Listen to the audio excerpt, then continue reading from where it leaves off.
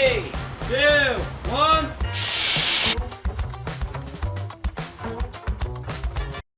Elephant toothpaste.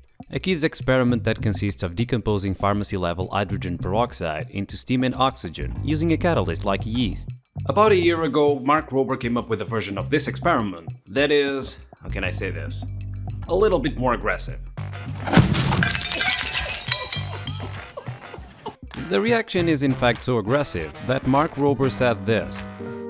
We literally made a rocket ship. I mean, fundamentally, this is how rockets propel themselves. Now, you know I love rockets, and this seems like something that would be really fun to experiment with. Unfortunately, Mark Rober didn't share his recipe. Luckily, I stumbled upon it a few videos ago by accident, while researching some Second World War stuff, like I normally do.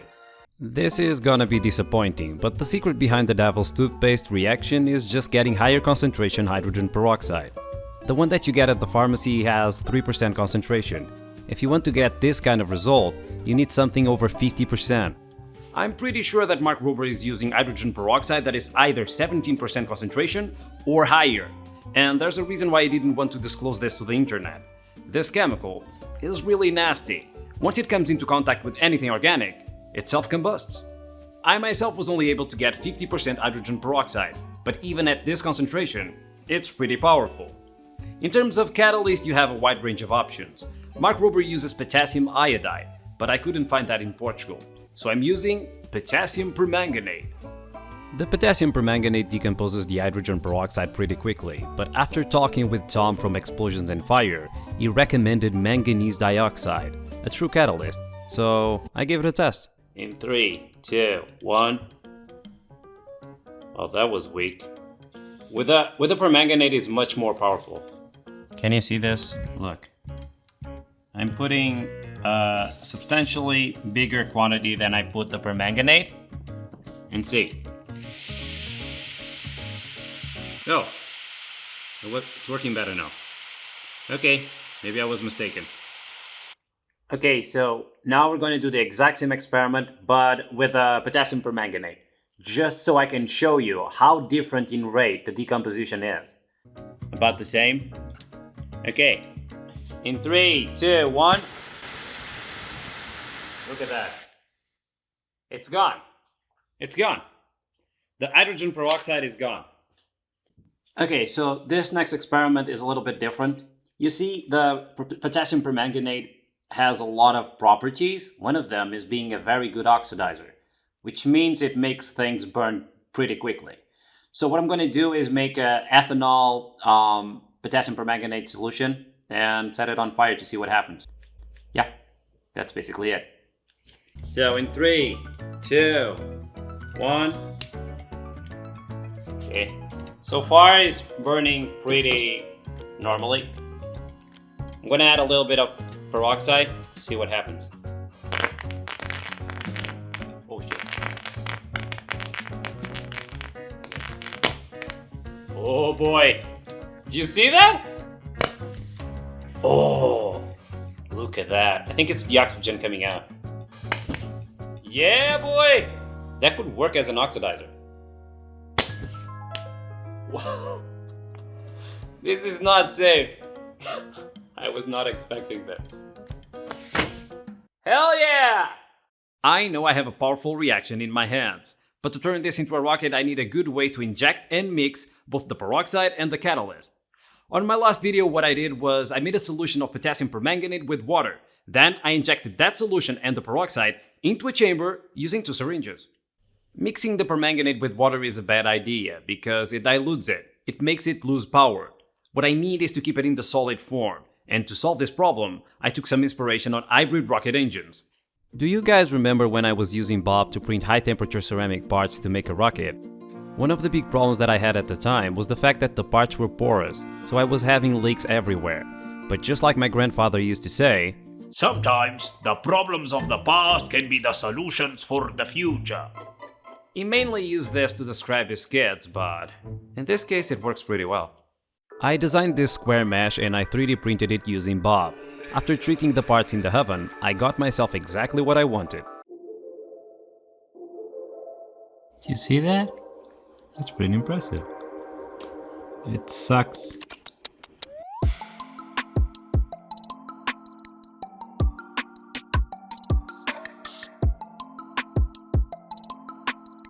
So I'm gonna pour some hydrogen peroxide inside this flask, and I'm gonna use the piece of ceramic matrix that I impregnated and drop it inside and see how much vapor is gonna generate. 3, 2, 1.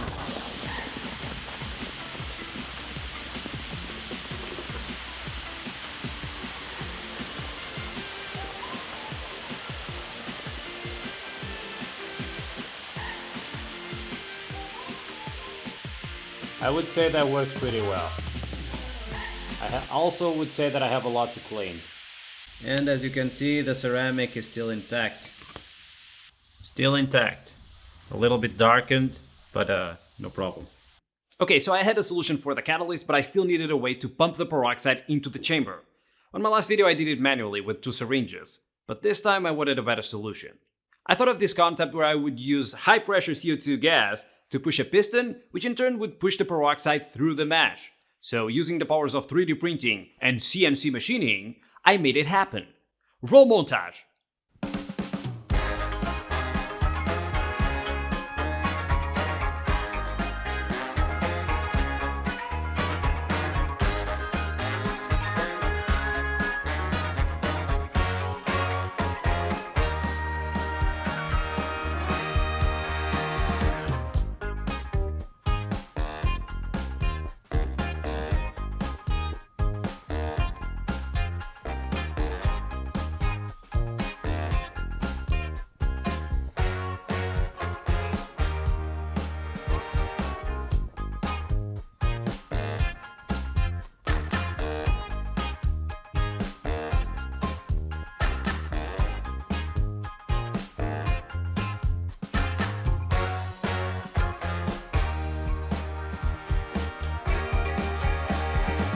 To be able to open the CO2 cartridges from afar, I used an electro valve that is being opened by a MOSFET transistor, that in turn is being controlled by an RC circuit that I removed from an RC car.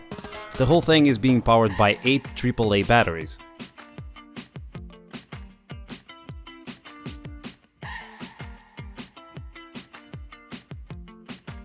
Oh yeah, the lighting is perfect. So, as you can see, it's raining. Not the best weather to test this kind of stuff. I'm gonna test it anyway because I can't wait. I'm gonna use the syringe to inject some water into the cylinder, and I'm gonna use the cartridge to pump it. Let's see how this works. It might explode, it might work pretty well. I don't really know. Yeah, let's do that. 3, 2, 1. Oh my god. Did you see that? It was shot into the wall. Jesus. 5 hours later. Okie dokie, ready for another test? I'm hoping it doesn't blow up. Please. 3, 2, 1. Oh, it worked! Yes! Look at that! Another one. Oh! It works so well! Let's go for another test. I'm looking at the screen and not the camera like an amateur. It doesn't matter.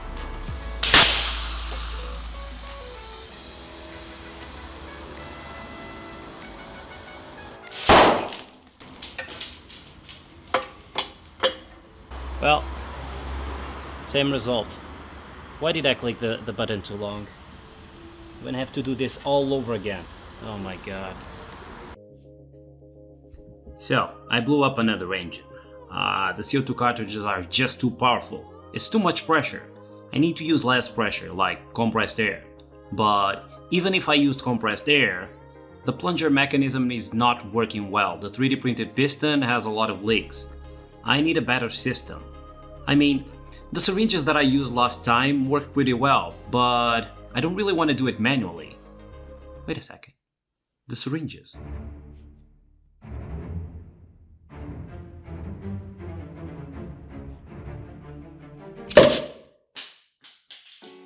Wait a second.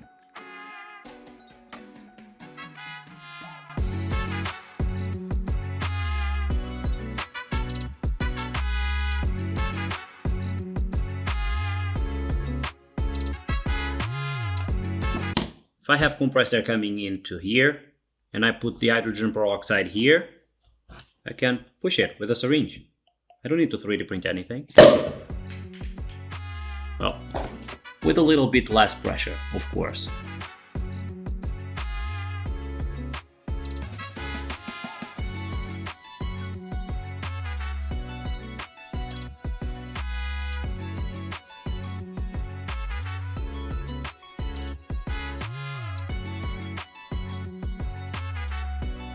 As a reservoir for the compressed air, I used a soda bottle. I did this in the past, and if you want to know exactly how to do it, you just need to click in the video that is about to appear on the screen right now. Okay, so I need to test the system. So here we have the compressed air reservoir, the electro valve, and the syringe, the modified syringe to act as a, well, as a syringe pump. I'm going to fill this up until 4 bar and see if it works.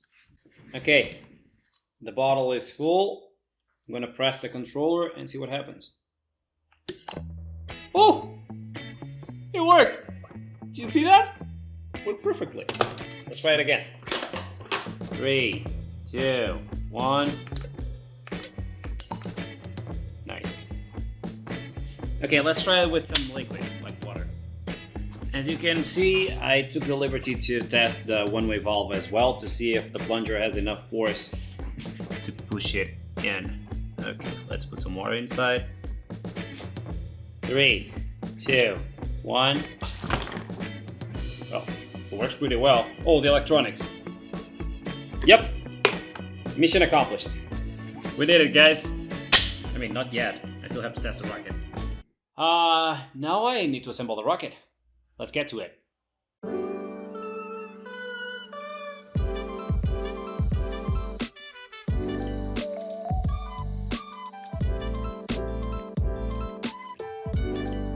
So that is done. As you can see, I have the catalyst. I think it's catalyst. The catalyst ceramic thing is in here. I have the nozzle. Everything is ready. Now I need to connect this to the syringe pump. Let's do that. I'm gonna use some thread locker and that should be enough. It was not.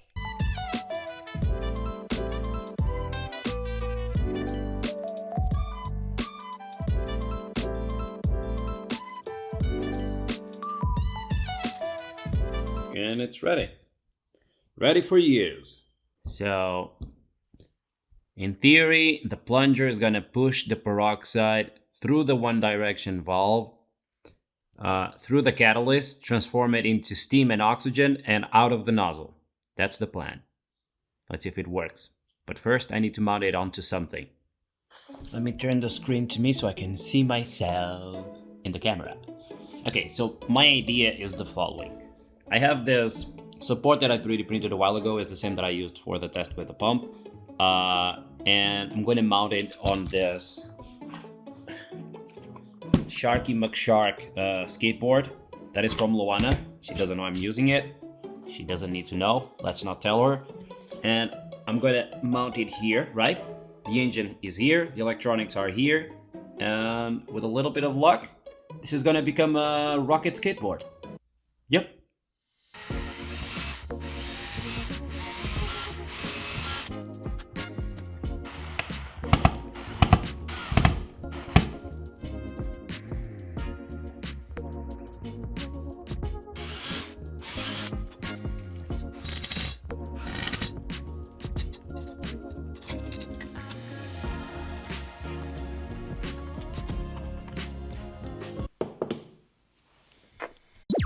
The Devil's Toothpaste rocket engine skateboard was ready to rumble, and rumble it did. Okay, we are ready to test. I hope the one-way valve works well, but I'm gonna find that out right now. Okay, it's full. I'm gonna close the valve. And we are ready to test. Oh my god, I'm so excited about this. I hope it doesn't blow up. Can you see my face? I hope it doesn't blow up. Let's test this. Get a wider shot. And we are ready. Okay, let's get behind this camera. 3, 2, 1.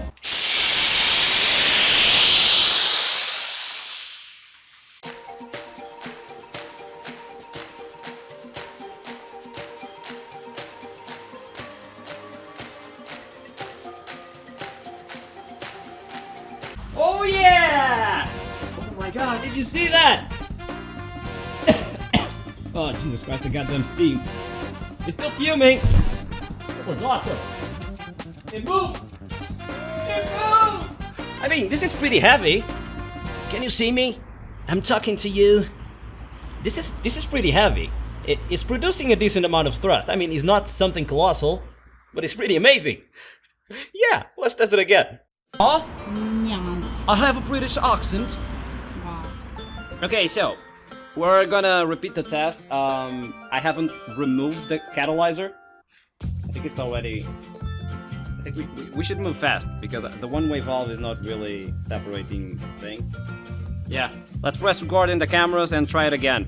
I'm curious to see if the manganese dioxide that was left in the engine is gonna react as strongly as the permanganate did. Let's see. Remote. Let's do this. Okay. Are you recording, Katrina? Yes. 3, 2, 1. It blew up. After that successful run, I tried the engine again, but the result was different. The buildup of pressure inside the reaction chamber was so big, the one-way valve I used was jumping out of place. I tried to mend the situation with the strongest glues I had, but the outcome was the same. After all that work, all I got was one successful run. And a lot of know-how on how to make this work. This is how we roll here on Intexa. We fail, and we learn. And by we, I mean I. I don't know why I used plural. The goal now is to get a stronger and lighter version of this engine and strap it to something. Like a rocket. Or a bicycle. I mean, let's not get ahead of ourselves. NASA wasn't built in 2 days.